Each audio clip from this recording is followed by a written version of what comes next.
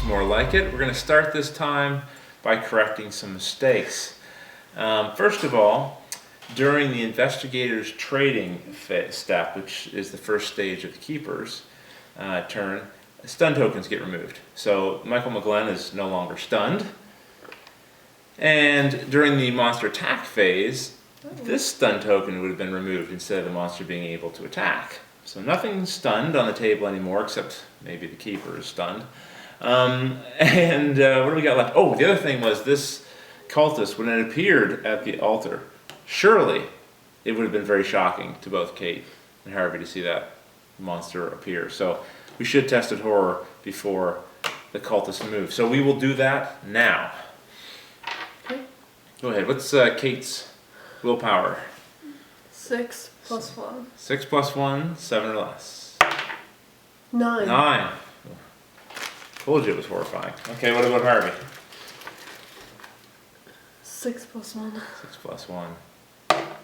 2. 2. Alright, why don't you put that on Kate, and I'll just see if perhaps Kate may suffer some horrible fate. So Kate took a horror, at which point I'm going to play this trauma card. Thanks. Did you hear something? Where's the light switch? Whispers come from the darkness. Oh God, where's the light? Each time you enter a basement, attic, cave, or room in darkness, test your willpower. If you fail, you take a horror. So right now you're in a cave. In fact, you're in the worst place possible to be someone who has this nectophobia trauma card on them, because all of these locations are in the basement. So anytime you're going to enter one of these basement rooms, you have to test your willpower. So terribly sorry about that. No, I'm not. Anyway, you don't have to test it this time. You're already in a location, but the next time you move to another cave or dark area, we'll have to check for that. All right, let's begin these players' turns. All right, so Michael is going to take the first move. He wants to explore. So let's see what we have here. It is an obstacle. Sure enough, it's a puzzle box. You find a box covered in cryptic runes. You must solve rune puzzle number 8. Discard this card and continue exploring this room. So Michael's going to have to solve this puzzle, aided by Andrea, and his intelligence is 2. So Andrea's going to have her work cut out for her.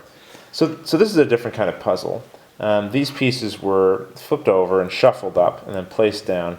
And then once they were all randomly placed, they were flipped over to reveal this scattered image.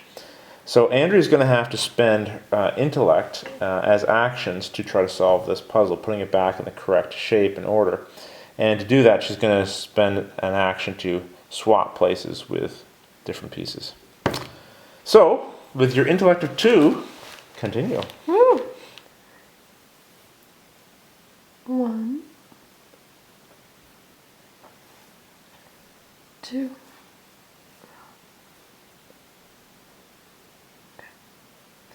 Spending a clue token. Skill point. Okay, spending a skill point for 4 more moves. 1,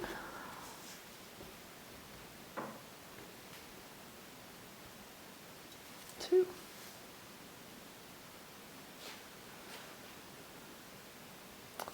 3, 4.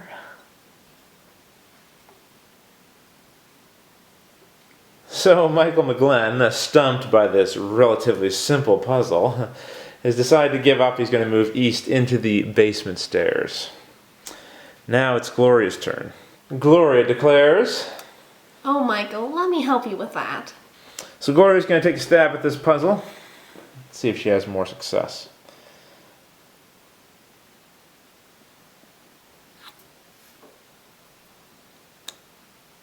1, 2,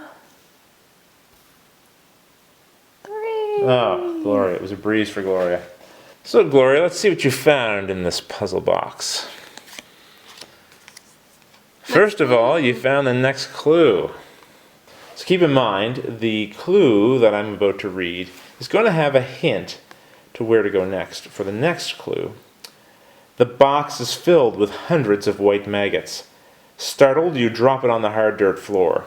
To your surprise, a small brass key spills out of the bugs. The clock strikes 11, and the ancient plumbing begins to rattle. The witching hour draws near. All right, so let's see what's under here. Yes, and sure enough, this house is really rattling here. I'm shaking up the whole board. Okay, so it was, yes, the brass key. Discard this card when you explore a locked cabinet to discard the obstacle card. That'll teach you to respect your elders. All right, so Harvey's feeling quite emboldened by his last attack. He's going to attack the cultist again. So we're going to flip through these combat cards until we find one that says no weapon. You yell out in defiance and charge your enemy. Test your strength. Okay, so Harvey's strength is 4. Would you want to roll that one, Andrea? Or? Spend a clue. Okay, we're going to spend a Skill point. So that's going to add 3. So 7 or less. And you got a 9. Of course. You overshoot it and land hard. You are stunned. So Harvey is stunned. Okay, so this is an interesting situation because Harvey was originally going to try to move into the crypt, which is over here. And if he was unable to do that, he was going to try to chase this cultist up north. Now he's stunned. And so because we can't ask the player what they want to do now, I'm going to let Andrea call an audible on this one and determine what she thinks Harvey should do best here. So what are you thinking, Andrea? I'm thinking that Harvey can move 1 over here. Yes. And he has this card called the Warding Statue. Yes. And it means that he can only be dealt 1 damage when he's defending. So he'd only get dealt 1 damage, so it wouldn't be that big of a deal. Okay. So I think I'm just going to move him over here into this section of the room. So in order to move, he's going to have to do an evade. Harvey's dexterity is 3. This cultist is harder to evade, so it's actually going to take -1 off of that. So Harvey has to roll a 2 or less. And let's try to roll it right around here, Andrea. 2! Oh my goodness, Harvey. Woo! Harvey is quite spry for his age, wouldn't you say?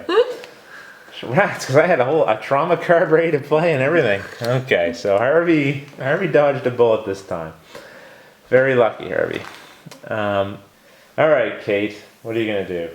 Well, you know, usually I use science, but this time I'm going to attack with the shriveling spell! Okay, that's a little bit strange, scientist abandoning science to use magic. All right, so Kate picked up a shriveling spell attack, and in order to use it, you have to choose a monster within 2 range and test your lore -1.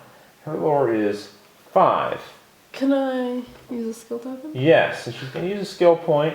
She's going to pump her lore up to 8 now, -1, so that'd be 7. She has to get a 7 or less. And she gets a 6. A shiver runs down your spine as the spell takes effect. Boils cover your enemy's body and it falls to the ground convulsing. Deal 5 damage and stun the monster. So this monster has a total health of 6, and 5 more was enough to kill it because I already had 1 damage. Nicely done, Kate. So that monster is off the board. And now what would you like to do? I'm going to move 1, and then I'm going to try to get into the locked door. All right, so we're going to flip this card over. Barred entry. A voice on the other side of the door says, "What's the password?" This door is locked. So that is the end of the investigator's turn. Okay, very interesting. Time for me to start my turn. I'm going to collect my threat. 3 threat. And I'm going to spend 1 of them right away. I need to get another cultist into this room. I don't really like how quickly Kate and Harvey teamed up on that last cultist. So I'm going to bring... Oh yes, we have to do a horror check, don't we? So let's see. What's Kate's? Kate's will is 5. 5, and then there's a bonus. Get a 6. Yeah, so 6 or less for Kate. 1. That's a pass. What about old Harvester? 6. So 7 or less for Harvey. 5. I almost feel like he should get like extra bonuses because he's been like attacking and evading. He should be like nothing. He's like fearless. Pretty much. Okay, so I think I will spend 1 threat to move this cultist into the same space as Kate and Harvey. And I will save my last threat token for next turn. So now I get to do my attack. So I have one cultist here who's prepared to attack. And he is going to attack, let's see, who's got the least health between the two of you? You've got a health of 9 and Harvey's health is What do you think? He's 6. an old man. So I'm going after that old man. Hey! He's oddly confident in his attack. So, alright, so I'm going to draw my monster cards here. Here we go, monster attack. The monster goes for your throat. Test dexterity. So he's got a dexterity of what, 3? Alright, so go ahead and roll. 3 or less. 5. 5. That's okay, he only takes 1 more. I mean, 1 damage. Its fingers close around your windpipe. Take 2 damage and you are stunned.